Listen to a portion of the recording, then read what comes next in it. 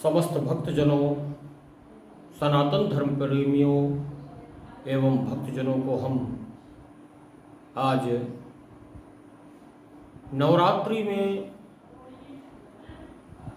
दुर्गा सप्तशती का पाठ करने का नियम बताने चल रहा हूँ।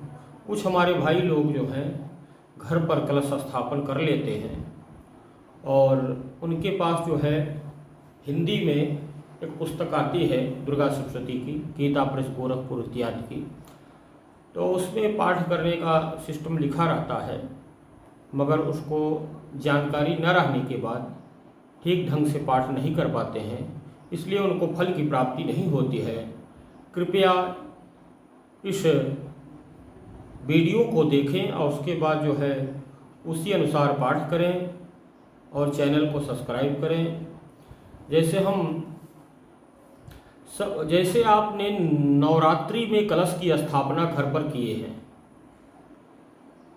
गौरी गणेश कलश इत्यादि का पूजन किए हैं, माता जी का पूजन किए हैं, तो उन्हीं के समक्ष बैठकर हमको नवरात्रि में पाठ करना चाहिए।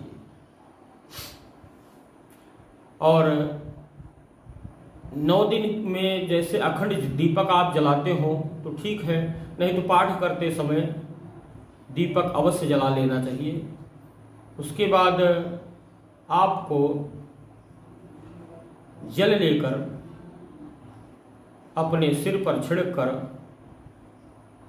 देवी जी को स्मरण करते हुए पवित्र हो जाना है। उसके बाद जो है माता जी के नामों से नहीं तो उनके नमाण मंत्रों से आपको आचमन कर लेना है 4 बार। जैसे तो दुर्गा सप्तशती में बताया गया है कि 4 बार आचमन करने की विधि क्या है। ओम ऐं आत्म तत्वं शोधयामि नमः स्वाहा। ओम ह्रीं विद्या तत्वं शोधयामि नमः स्वाहा। ओम क्लीं शिव तत्वं शोधयामि नमः स्वाहा। ओम ऐं ह्रीं क्लीं सर्व तत्वं शोधयामि नमः स्वाहा। इसके बाद व्यक्ति को हाथ धुल लेना चाहिए। हाथ धुलने के बाद तिलक अपने मस्तक पर लगा लेना चाहिए, पवित्री धारण कर लेना चाहिए। एक उषा की बनी हुई पवित्री होती है, दाहिने हाथ के नाम 4 उंगली में धारण कर लेना चाहिए। उसके बाद जो है संकल्प लेने का नंबर आ जाए, संकल्प लेना चाहिए। संकल्प क्या होता है कि हम दुर्गा जी का पाठ कर रहे हैं, किस उद्देश्य से कर रहे हैं और किस लिए कर रहे हैं, किस चीज की प्राप्ति के लिए कर रहे हैं। इसीलिए जो है दुर्गा सप्तशती का हम पाठ कर रहे हैं। माता जी से विनम्र निवेदन करना चाहिए कि आज कौन सी तिथि है, कौन सा वार है, कौन सा नक्षत्र है, उसको स्मरण करते हुए आज नवरात्रि का प्रथम दिवस है। तो प्रथम दिवस प्रतिपदा ही तिथि रहेगी।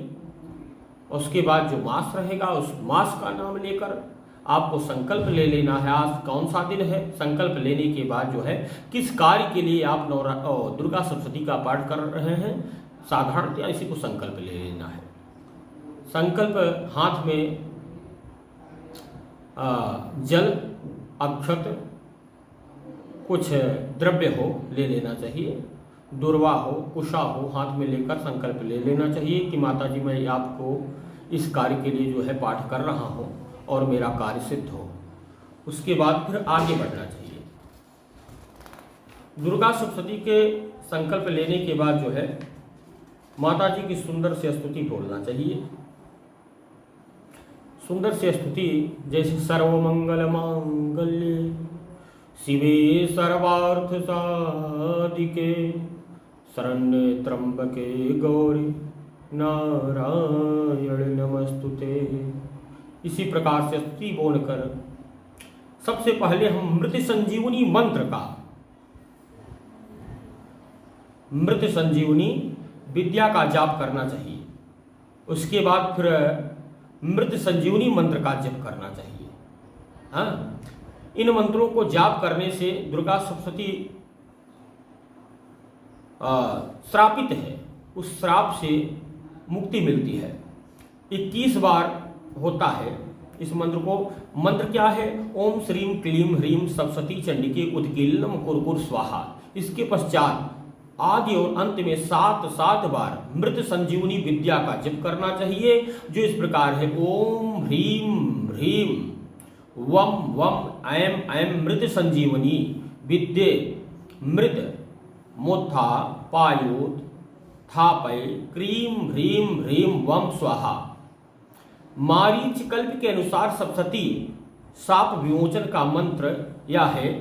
ओम श्रीम श्रीम क्लीम हूम ओम ऐम क्षोभय मोहय उत्कीले उत्कीले उत्कीले ठह ठह। इस मंत्र का आरंभ में ही 108 बार जप कर लेना चाहिए। अथवा रुद्रयामल महातंत्र के अंतर्गत दुर्गा कल्प में कहे हुए चंडिका शाप विमोचन मंत्रों का प्रारंभ में ही पाठ करना चाहिए। वे इस प्रकार हैं।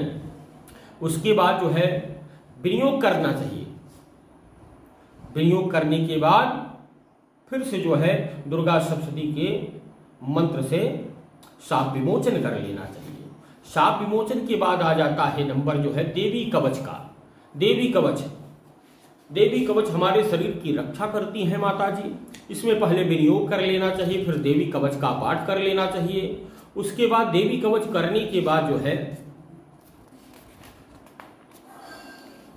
अर्गला का नंबर आता है। अर्गला के लिए जो है हमें सबसे पहले विनियोग करना चाहिए। विनियोग करने के बाद अर्गला का पाठ कर लेना चाहिए। उसके बाद जो है अर्गला का पाठ करने के बाद जो है कीलक आता है। कीलक के लिए पहले विनियोग।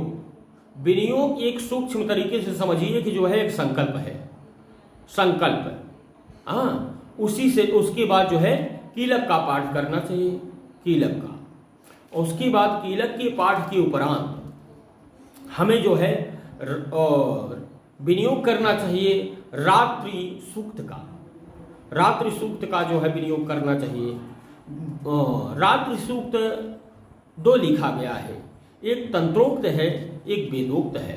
आप जो भी पाठ करने में सरल हो उसे कर सकते हैं।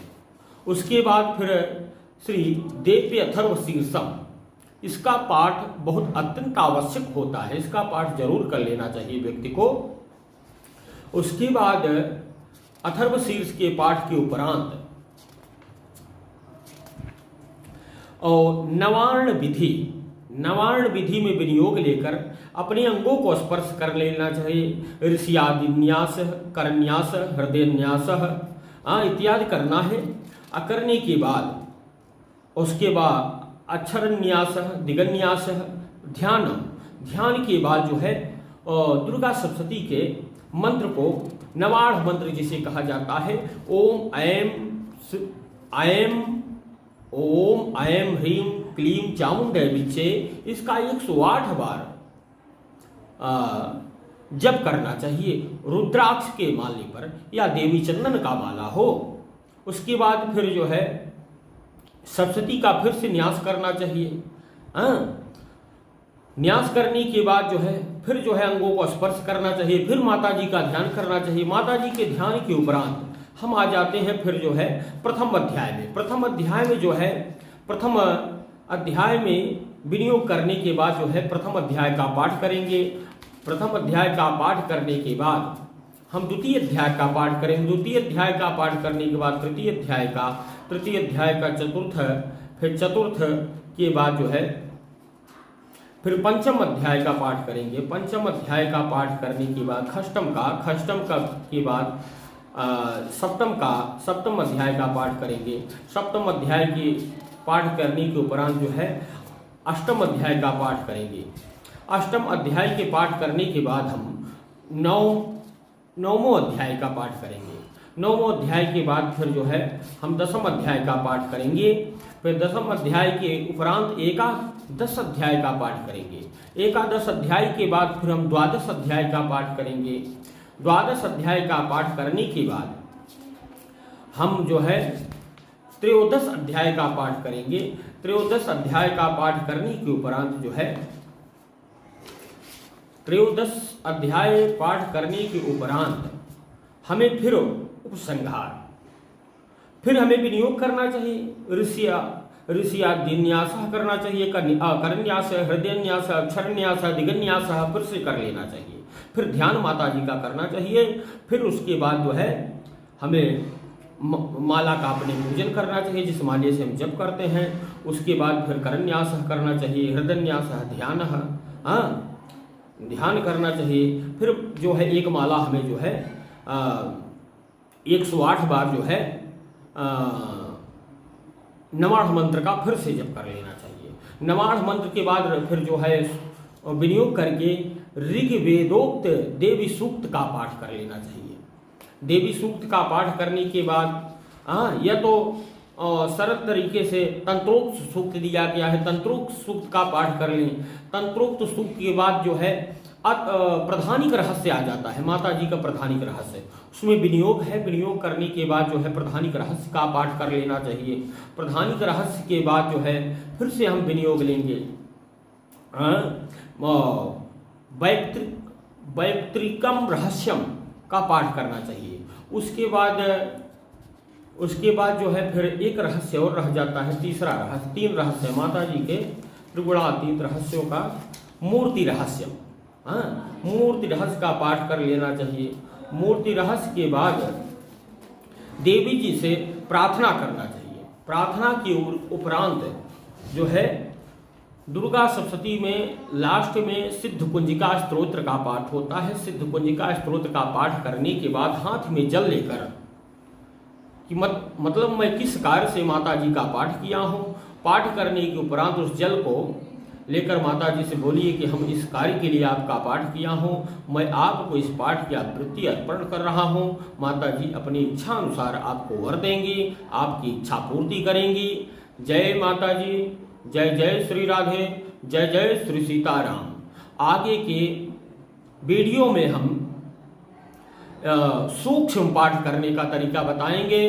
आप लोगों की अगर इच्छा हो तो इस पर कमेंट करके ज़्यादा से ज़्यादा कमेंट करें। सूक्ष्मादि तरीके से जो है पाठ करने का हम तरीका बताएंगे। उस ढंग से आप पाठ करेंगे तो आपको फल की प्राप्ति होगी, अन्यथा फल की प्राप्ति नहीं हो सकेगी। दवा खाने का तरीका होता है, डॉक्टर जैसे बताते हैं वैसे अगर आप दवा को सेवन करेंगे तो आपको दवा आराम देगी, और उसके बाद जो है आप नियम पूर्वक दवा का सेवन नहीं करेंगे तो आपको आराम नहीं मिलेगा। जय जय श्री सीताराम।